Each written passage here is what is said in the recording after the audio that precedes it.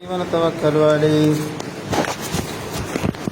ونعوذ بالله من شرور أنفسنا ومن سيئات أعمالنا من يهده الله فلا مضل له ومن يضلله فلا هادي له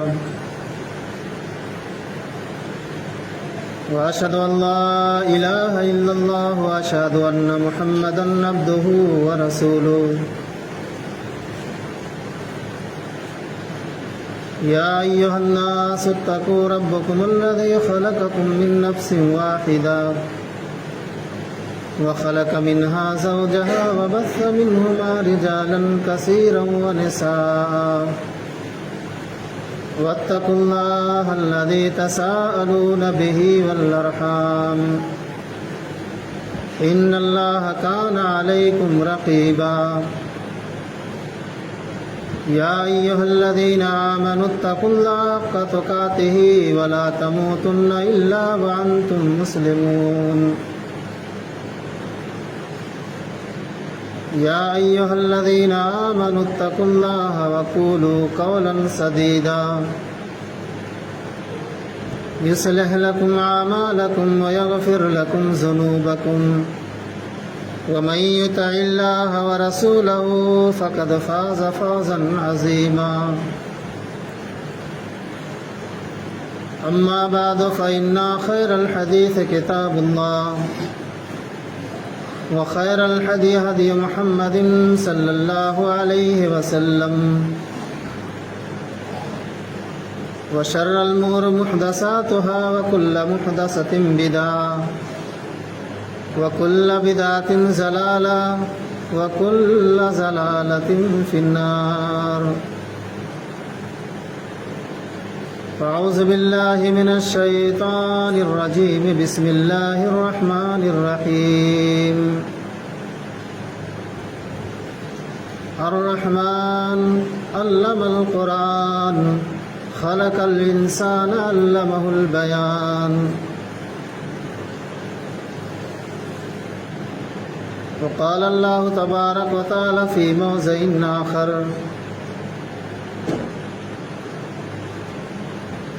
ألم نجعل له عينين ولسانا وشفتين اللهم قال رب اشرح لي صدري ويسر لي أمري واحلل عقدة من لساني يفقهوا قولي سبحانك لا علم لنا إلا ما علمتنا إنك أنت العليم الحكيم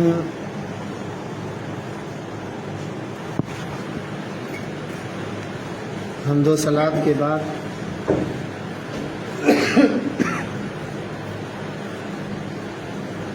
قرآن مجید کی سورہ رحمان کی ابتدائی آیت آپ حضرات کے سامنے پڑھی گئی۔ اللہ رب العالمین سے دعا گو ہوں کہ الہ العالمین اس مختصر سے وقت میں سچی اور صحیح بات کہنے کی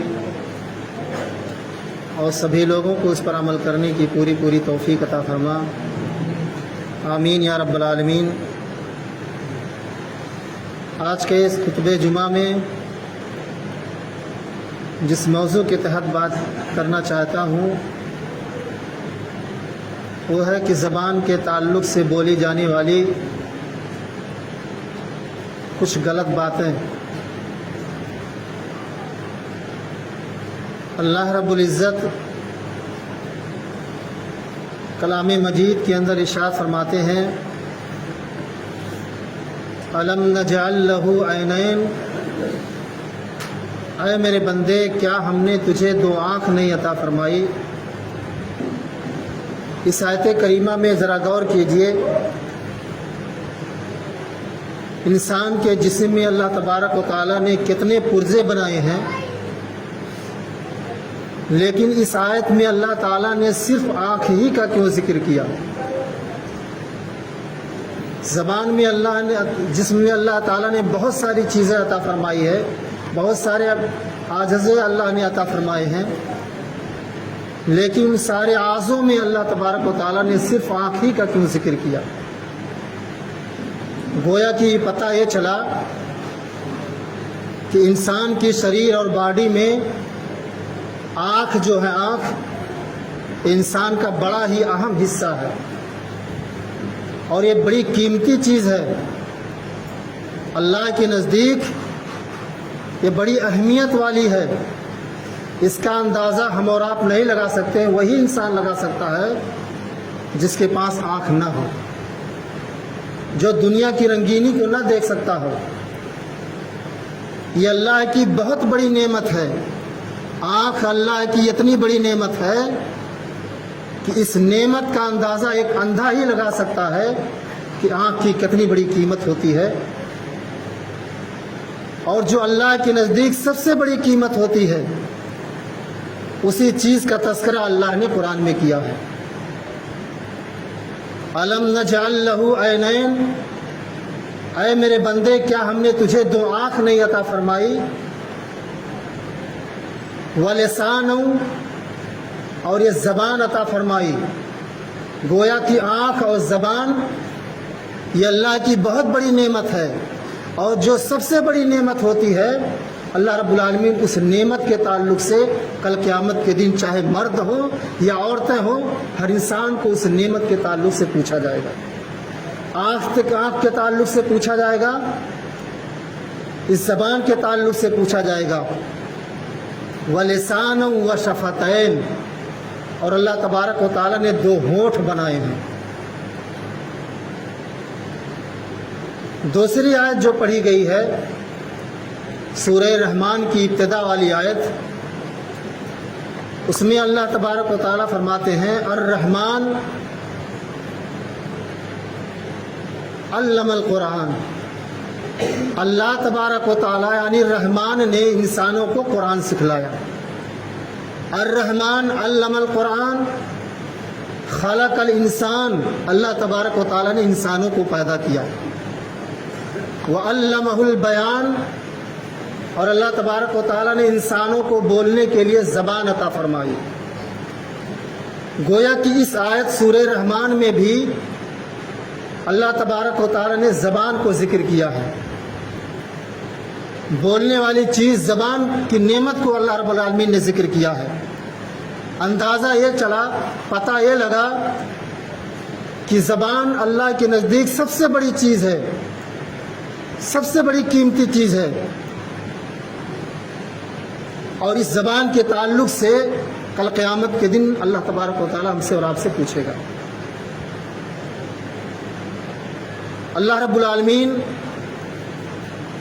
اپنے نبیوں کو بھی وارننگ کر کے کہا گیا کہ اے میرے پیغمبروں، اے میرے رسولوں، اے میرے نبیوں، ہم تمہیں دنیا میں بھیج رہے ہیں رسالت کی ڈگری دے کر کے، نبوت کی ڈگری دے کر کے، لیکن خبردار دنیا میں رہ کر کے اپنی زبان کی حفاظت کرنا، اپنی زبان سے اناپ شناپ نہ بکنا، ہمیشہ اچھی بات اپنی زبان سے بولنا۔ آج ہمارا انداز، ہمارا حال یہ ہو چکا ہے کہ نہ ہماری زبان کا کوئی تھا ہے، نہ ہماری بات کا کوئی اعتبار ہے، نہ ہم یہ جان پاتے ہیں کہ ہم نے کیا کچھ بات بولا تھا اور آج کیا بات ہم کہہ رہے ہیں۔ کوئی اعتبار نہیں کیا جا رہا ہے آج کے دور کے انسانوں کے اوپر، نہ بات کے اوپر کوئی اعتبار ہے، نہ ان کے قول کے اوپر کوئی اعتبار ہے، نہ ان کے حرکات و سکنات کے اوپر کوئی اعتبار ہے۔ سب ایمان دھو دھا کر کے بیٹھے ہوئے، اور یہی حال عورتوں کا بھی ہے۔ ہمارے نبی جناب محمد رسول اللہ صلی اللہ علیہ وسلم جب معراج میں گئے تھے، آپ نے جنت اور جہنم کو دیکھا تھا۔ اس موقع پر آپ نے جہنم میں عورتوں کی تعداد زیادہ دیکھی تھی۔ آپ نے فرمایا ہم معراج کر کے آئے ہیں، ہم نے جنت میں اور مردوں کو زیادہ دیکھا ہے، عورتوں کو جہنم میں ہم نے زیادہ دیکھا ہے۔ عورتیں سوال کرنے لگی کننا بما یا رسول اللہ، اے اللہ کے نبی ماجرا کیا ہے، وجہ کیا ہے کہ عورتیں جہنم میں زیادہ ہیں؟ اللہ کے نبی جناب محمد رسول اللہ صلی اللہ علیہ وسلم فرماتے ہیں کہ تکسرن اللان، عورتیں زبان زیادہ چلاتی ہیں اور اپنے شوہر کی نافرمانی کرتی ہیں۔ جہاں دو عورتیں بیٹھ جائیں ان کی زبان کبھی بھی، ان کا منہ کبھی بھی بند ہی نہیں ہوگا۔ ایک قصہ بیان کیا جاتا ہے کہ ایک آم کے درخت کے نیچے دو عورتیں بیٹھی ہوئی تھی اور دونوں بک بک بک بک باتیں کر رہی تھی، ان کا منہ بند ہی نہیں تھا۔ درخت کے پیڑ پر آم لگا ہوا تھا، اچانک آم ٹوٹا، ایک عورت کے سر کے اوپر گرا۔ وہ سوچنے لگی کہ آخر آم ٹوٹ کر کے کیوں گرا، کیا ماجرا ہے، آم کیوں ٹوٹا۔ دوسری عورت کو بولنا تھا، وہ بول نہیں پائی، تب تک آم بول بیٹھا، کہنے لگا کہ تم دونوں کی باتوں کو سن کر کے میں پک گیا، اسی ناطے وہیں سے ٹوٹ کر کے تمہارے اوپر گرا۔ تو ان کی زبان اتنی تیز ہوتی ہے، صرف ایک دوسرے کی غیبت، ایک دوسرے کی برائی، ایک دوسرے کی چغلخوری، ایک دوسرے کی عیب جوئی، یہی باتیں کرتی رہتی۔ یہی حال ہمارا، ہم آدمیوں کا بھی ہو چکا ہے۔ زبان کا کوئی تھا مقام نہیں ہے۔ نبی کریم جناب محمد رسول اللہ صلی اللہ علیہ وسلم کے زمانے میں دو عورتیں آئیں۔ ایک عورت بڑی ہی نیک تھی، بڑی متقی، بڑی پرہیزگار تھی، بڑی عبادت گزار تھی۔ یہ نیکیاں اس کے اندر تھیں کہ بڑی ہی عبادت گار تھی وہ عورت، لیکن عبادت کرنے کے ساتھ ساتھ اس کی زبان سے اس کے پڑوسی لوگ محفوظ نہیں تھے۔ ہمیشہ اپنی زبان سے ایک دوسرے کو طعنہ مارا کرتی تھی، ایک دوسرے کو بانی بولا کرتی تھی۔ نماز تو پڑھتی تھی، روزہ تو رکھتی تھی، اللہ کی ذکر تو کرتی تھی، یہ ساری عبادتیں کرنے کے ساتھ ساتھ اس کی زبان کنٹرول میں نہیں تھی۔ دوسری عورت تھی جو وہ کم عبادت گزار تھی، اتنی تیز عبادت نہیں کیا کرتی تھی، لیکن اپنی زبان کی حفاظت کیا کرتی تھی، اپنی زبان سے کسی دوسرے کو ستایا نہیں کرتی تھی، گالی گلوز نہیں بکا کرتی تھی، غیبت نہیں کیا کرتی تھی۔ اللہ کے نبی جناب محمد رسول اللہ صلی اللہ علیہ وسلم فرمایا کہ ان دونوں عورتوں میں یہ دوسری والی عورت یہ جنتی عورت ہے، اور جو عبادت کرنے میں سب سے آگے تھی وہ جہنمی ہے، کیونکہ اپنی زبان سے دوسرے کو تکلیف پہنچایا کرتی تھی، دوسرے کو اذیتیں کیا کرتی تھی، اسی زبان سے غیبتیں کیا کرتی تھی۔ تو زبان بہت بڑی نعمت ہے، اس زبان کی حفاظت کرو۔ ہم اپنے آپ کو دعویٰ کرتے ہیں کہ ہم مسلمان ہیں اور پکے مسلمان ہونے کا دعویٰ کرتے ہیں۔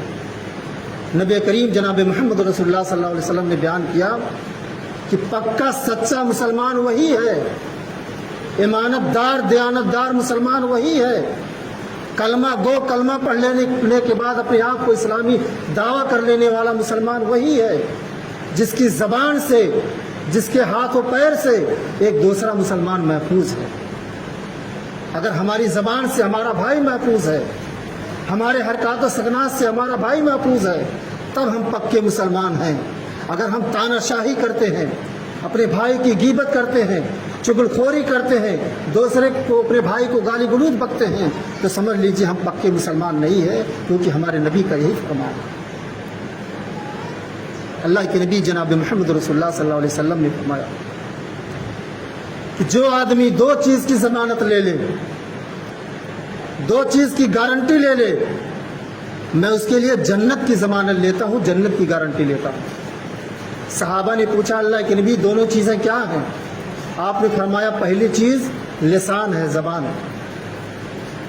آدمی اگر اپنی زبان کی حفاظت کرے، جو کچھ بھی بولے اپنی زبان سے وہ سوچ سمجھ کر کے بولے، اس زبان پر تول لے، اچھے طریقے سے پیمانہ کر لے کہ کہیں میری زبان سے جو بات نکلتی ہے ہمارے سننے والوں کو تو تکلیف نہیں ہو رہی ہے، ہمارے بھائی کو ہماری زبان سے پریشانی تو نہیں ہو رہی ہے، یہ اندازہ کر کے، یہ پیمانے کر کے تب بولا کرے۔ اور دوسری چیز شرمگاہ کی حفاظت کر لے، پہلی زبان کی حفاظت کر لے، دوسری شرمگاہ کی حفاظت کر لے۔ اللہ کے نبی جناب محمد رسول اللہ صلی اللہ علیہ وسلم اس آدمی کی جنت کی گارنٹی لیتے ہیں، جنت کی ضمانت لیتے ہیں۔ اللہ کے نبی جناب محمد رسول اللہ صلی اللہ علیہ وسلم نے فرمایا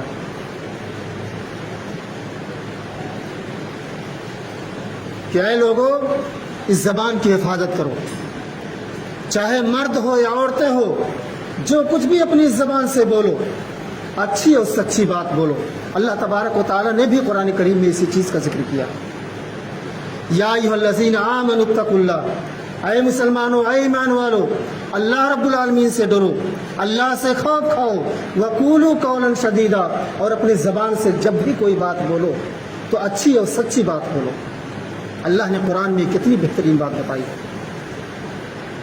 ہم اور آپ جو اچھی بات بولیں گے، اچھے جملے اپنی زبان سے استعمال کریں گے تو اس کے فائدے آپ کو کیا ملیں گے، اس کے ثمرات آپ کو کیا ملیں گے۔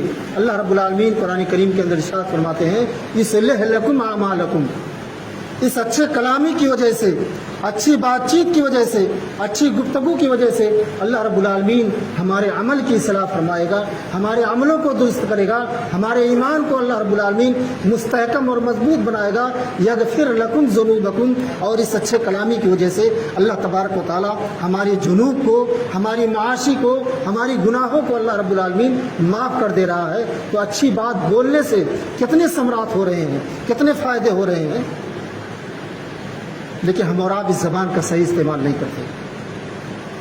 یہ زبان اتنی بڑی چیز ہے، جسم کا اتنا بڑا حصہ ہے میرے دوستو بزرگوں، کہ سورج نکلنے سے پہلے ہمارے جسم میں جتنے سارے اعضاء ہوتے ہیں، جسم کے جتنے سارے پرزے ہوتے ہیں، یہ سارے لوگ زبان کے پاس آتے ہیں اور زبان سے التماس کرتے ہیں کہ اے زبان دیکھنا، تم کنٹرول میں رہنا، کیونکہ تیری وجہ سے ہم پٹے جاتے ہیں اور تیری وجہ سے ہم محفوظ رہتے ہیں۔ پیر بھی زبان سے کہتا ہے، ہاتھ بھی زبان سے کہتا ہے، پیٹ اور پیٹھ بھی زبان سے کہتا ہے، یہ سر بھی زبان سے التماس کرتا ہے کہ دیکھنا، تم کنٹرول میں رہنا۔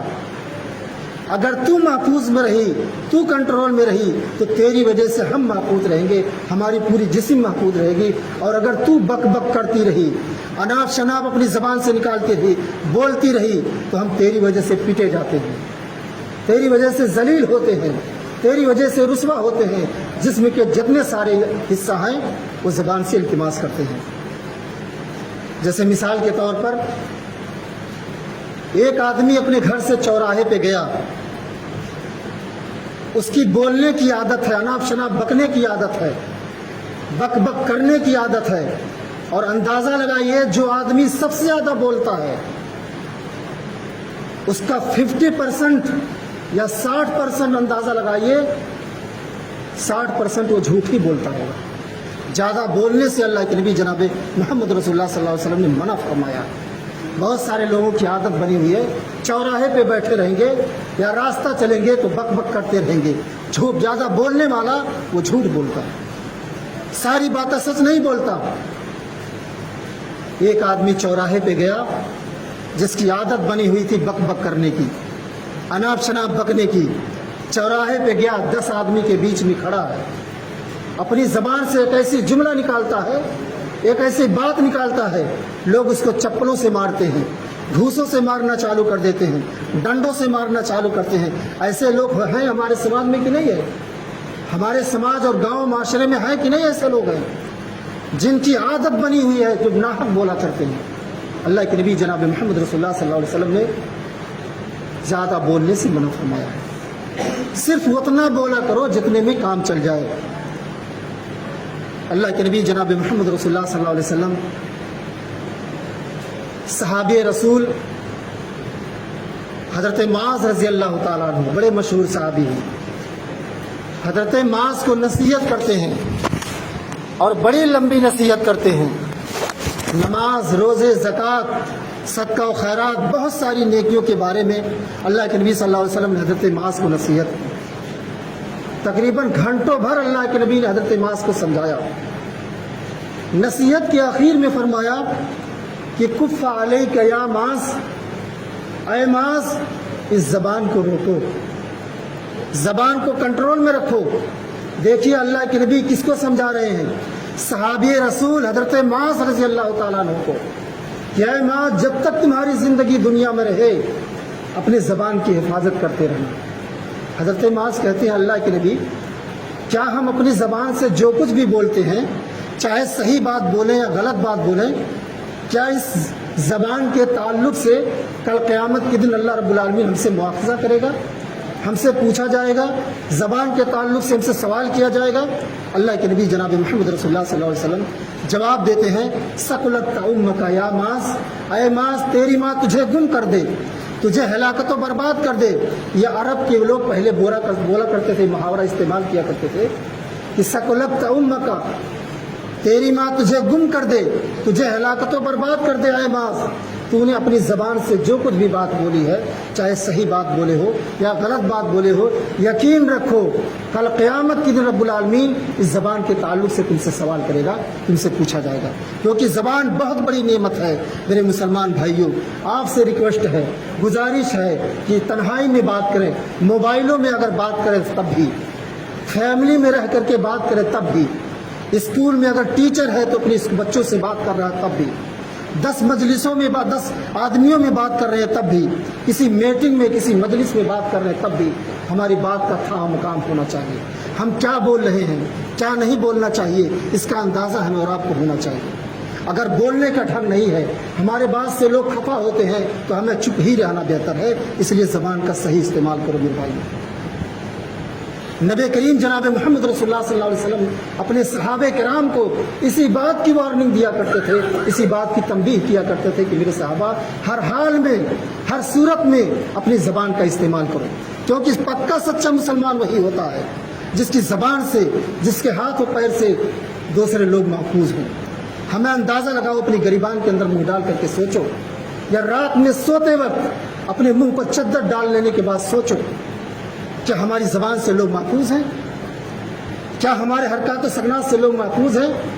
اسی زبان سے ہم غیبتیں کرتے ہیں، اسی زبان سے ہم چگلی کرتے ہیں، اسی زبان سے ہم گالی گلوچ بکتے ہیں۔ آج تو عام ہو چکا ہے گالی دینا، اگر لوگ اپنے ناتی پوتا کو بلائیں گے تب وہ گالی دے کر کے بلاتے ہیں۔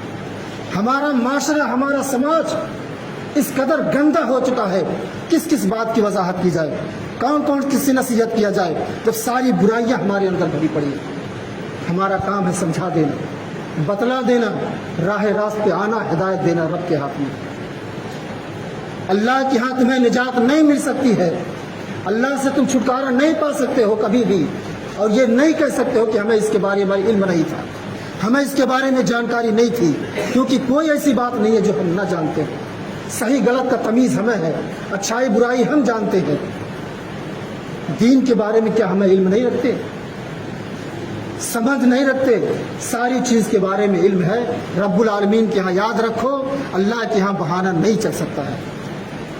دنیا میں بہانے مار کر کے، دنیا کی کوٹ کچہری ہے، جھوٹی مشاہدوں کو بلا کر کے، جھوٹی گواہی دینے والوں کو بلا کر کے ہم گواہیاں دے کر کے چھٹکارا پا لیتے ہیں۔ رب کے ہاں کیسے چھٹکارا پاؤ گے؟ ما یلفظ من قول الا لدیہ رقیب عتید۔ ہمارے دونوں کندھوں پہ بیٹھنے والے فرشتے ہمارے کندھے پہ بیٹھے ہیں، آپ کے کندھے پہ بیٹھے ہیں، بچوں کے کندھے پہ بیٹھے ہیں، عورتوں کے کندھے پہ بیٹھے ہیں۔ 2 نگراں فرشتے اللہ بیٹھا رکھا ہے۔ رات کی تنہائی میں جو گناہ ہم کرتے ہیں، جو پاپ کرتے ہیں، جو اچھائیاں کرتے ہیں، رب کے فرشتے اسے لکھ لیتے ہیں، اسے تحریر کرتے ہیں۔